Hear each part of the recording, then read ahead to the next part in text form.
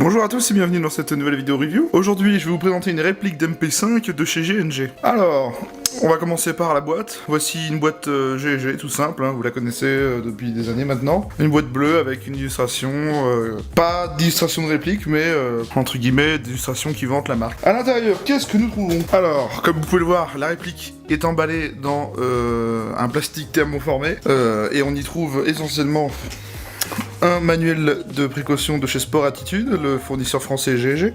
Un manuel d'utilisation bien fait, avec des schémas explicatifs, etc. pour plein de choses. Hein. Il n'est pas traduit en français, celui-ci. Je ne sais pas si toutes les répliques de MP5 GNG n'ont pas de traduction française. Dommage pour ça, mais bon, c'est plutôt bien expliqué. On y apprend comment régler le hop-up, insérer la batterie, etc. Donc c'est toujours bien fait. Un échantillon de billes GNG, de la 0,20 g avec 1000 billes. Une tige de nettoyage débourrage. Un chargeur d'origine de 50 coups. Donc c'est un reel cap, oui et non, parce que les chargeurs d'MP5 contiennent 30 cartouches de 9 mm en vrai, donc bon. Et bien évidemment, la réplique de la MP5, et aussi ce petit bouchon de sécurité. Et comme sur chaque réplique GNG, vous aurez ceci, ne le jetez surtout pas, ça vous permet de peut-être gagner une réplique en activant le code qui se trouve au dos. Alors... voici ce qu'on a, donc voici comment se présente la réplique. Alors cette MP5, c'est tout simplement une MP5 de la firme GNG, donc elle ne s'appelle pas comme ça officieusement, elle s'appelle la MP5 A2 EGM A4 STD. Alors en gros c'est une réplique de MP5 A4, mais fournie par GNG, donc avec pas le vrai nom etc, car GNG ne dispose pas des licences HK en Europe. C'est une EBBR, donc c'est une électrique blowback, ce que j'entends, je vais y revenir après là-dessus, parce que c'est la première réplique EBBR que je présente. Alors, pour les specs, on a tout simplement une réplique en puissance donnée à 1,2 joules, donc 359 FPS à la 0,20. Elle est fabriquée en métal et ABS. Elle pèse 2139 grammes, donc un peu plus de 2 kg. Elle fait une longueur de 680 mm. Elle a la fonction blowback. Elle a une gearbox V2. Elle dispose d'une connectique large Tamiya. Alors, c'est pareil, je vais revenir dessus après, ne vous inquiétez pas. Et elle dispose d'un filetage anti-horaire 14 mm pour y adapter un silencieux. Voilà. Donc, à ma grande habitude, je vais vous présenter la réplique de près. Donc je vais effectuer un zoom de qualité. Comme vous le voyez, sur cette partie ici, nous avons un marquage fantaisiste made in Taiwan. Des marquages un peu plus réalistes qui confirment le sélecteur de tir. Sécurité coup par coup, full automatique. Sur le chargeur, nous disposons d'un seul marquage ici. Il s'agit du marquage 9 mm par 19, donc qui reproduit le marquage de la vraie MP5, hein, de l'arme, je parle bien de l'arme. De l'autre côté, le seul marquage dont nous disposerons, c'est encore une fois la représentation du sélecteur de tir de chaque côté, vu qu'il est ambidextre, et un numéro de série gravé en blanc, enfin marqué au laser blanc. Je ne sais pas si c'est unique ou pas. Je trouve ça juste dommage de l'avoir marqué en blanc. Et l'autre marquage que nous avons, c'est ici, MFG by GNG Armement. Attendez, MFG by GNG Armement, voilà. Donc, comme je vous l'ai dit, que des marquages fantaisistes, normal, car ils ne disposent pas des licences Éclair Hancock.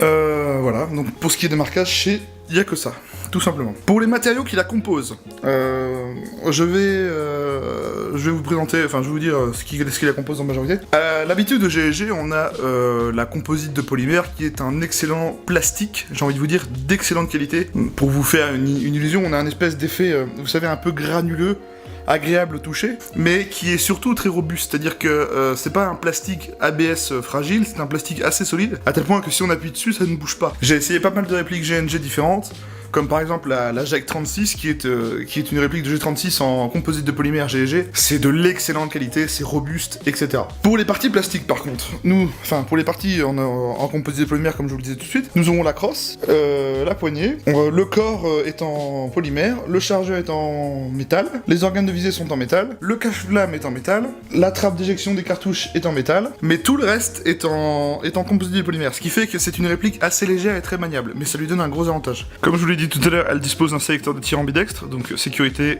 coup par coup, full automatique. Il est plutôt bien marqué, hein, on ne le met pas sans crier gare. On retire le chargeur en appuyant ici, comme sur un type AK-47, ou tout simplement, si vous avez le doigt assez long, en appuyant sur ce teuteux. Voilà, sur ce bouton d'éjection.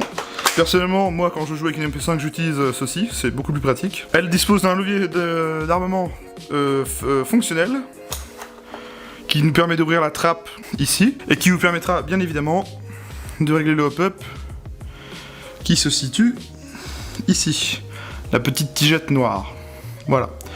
Et comme je vous disais, le levier d'armement est fonctionnel. Donc, Voilà. Et cette petite trappe va reculer aussi lors du tir avec l'effet blowback pneumatique GEG. C'est un effet, c'est le système propriétaire à GNG de l'électrique blowback. Pour les organes de visée, eh bien, il s'agit tout simplement des organes de visée très classiques à la MP5. Donc là, je ne sais pas si vous allez bien voir, je vais essayer de centrer. Donc vous avez le cran de mire et le guidon qui est là-bas. Vous pouvez bien évidemment tourner le cran de mire pour le régler. Donc là, il est en courte portée. Alors attendez, courte portée, moyenne portée et tir de précision. Bon, c'est très classique, hein. C'est comme sur les G3, sur les MP5. C'est comme je vous le disais au début de la vidéo, nous disposons d'un cache-flamme qui est dévissable. Voilà, il est en métal. Et on y voit le pas de vis, 14 mm en tir arrière. Parfait pour adopter un silencieux. Vous pouvez retirer le garde-main à l'avant. Ce que j'entends par garde-main, c'est ça. Vous éjectez tout simplement cette goupille, elle ressort de l'autre côté. Et vous pouvez enlever le garde-main. Pour l'insertion de la batterie sur cette réplique, je vous rassure, comme vous l'avez vu tout juste avant, ce n'est pas dans le garde-main où il y a beaucoup d'MP5 qui utilisent ce système, mais qui ont l'inconvénient d'avoir très peu de place. Là, la chance, le fait que cette réplique est une crosse pleine, ils ont décidé de mettre le câblage à l'arrière et qui nous laisse beaucoup de place pour la batterie. Il va falloir tout simplement, je vais enlever le chargeur, ça va être plus simple. Il va falloir tout simplement prendre votre réplique, baisser le talon de la crosse en le poussant vers le bas. Voilà, il sort. Nous avons accès ici à la fiche. Tamiya, qui est d'origine, attention, Tamiya large. Donc ce que j'entends par large, c'est que sur cette petite prise, la plupart des répliques GEG utilisent des Tamiya mini, donc elles sont un peu moins grosses que celle-ci. Ce qui fait que d'origine, si vous voulez jouer avec une batterie Tamiya mini, il va falloir acheter un adaptateur. Je vous rassure, ça coûte pas cher du tout, c'est dans l'ordre des 2 ou 2,50 €, un truc du genre. Moi je sais que j'en ai commandé un sur Amazon exprès pour la review de cette réplique, et je l'ai payé 2 € quelque chose. Tout ce que je veux dire, c'est que méfiez-vous lors de l'achat de la réplique, si vous n'avez pas d'adaptateur Tamiya large. Vous ne pourrez pas jouer avec une Tamiya mini d'origine. Écoutez, je pense qu'on a fait le tour de la réplique. C'était assez simple, c'était une MP5 tout simplement. On va passer au vif du sujet, on va aller faire un test de tir dehors et je vais vous montrer ce que ça donne. Allez, on se retrouve tout de suite. Aujourd'hui, je suis avec un compère avec moi qui va me tenir la caméra parce que j'ai un problème. C'est quoi ton nom, Jésus? J'en sais rien. Archer, on va dire. Ouais, bon, c'est un pote à moi qui joue avec moi. C'est ça MP5 d'ailleurs pour la vidéo. On va faire le test de tir, 0,25 BO, 7,4 lipo et on est à 10 mètres comme d'hab.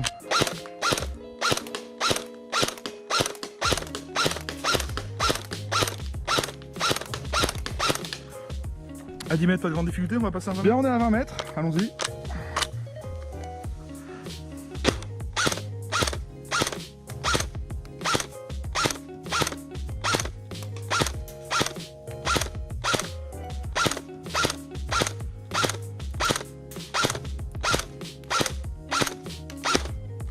Allez, on finit avec du full auto.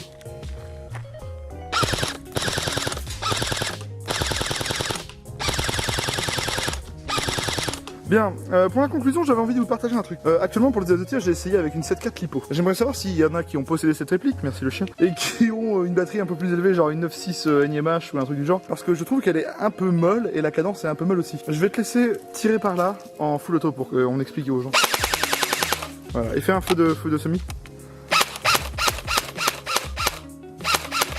Voilà. Donc s'il y a eu des possesseurs de cette réplique, j'aimerais qu'ils me disent dans les commentaires si c'est normal pour une 7.4 lipo ou si une 9.6 NIMH serait un peu mieux en cadence. Sur ce, je vous dis merci à tous, la vidéo est terminée et à la prochaine. À la prochaine.